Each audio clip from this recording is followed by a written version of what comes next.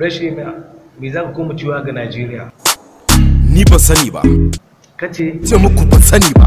Kaga me zafi ka faɗa mana kawai abin da yake damu. In Allah sau da kafan mu gai idan za a kara. Amma ta ya kasa za ta canza akuyan luwadi.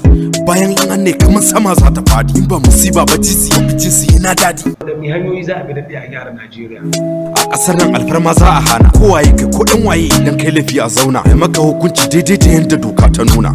To me zaka je ga mutanen da suke ganin kamar an baka cin hanci shi yasa ka baro a kiya kai? Kuma me kuke fada jin ku nake yanzu kun sa ni dole na magantu ran ku ya sanyi? Akwai bakin magana. Allah ya sa mu dace. Akwai bakin magana. Yau ana so zan yi magana. A yau magana, a yau da magana. A yau da magana. Fresh ya mun yi takanas gurika. Don ba mu tabbaci mun same ka za mu samu mafita tambaya ne akan kasar. Ka gani ka menene idan aka yi babu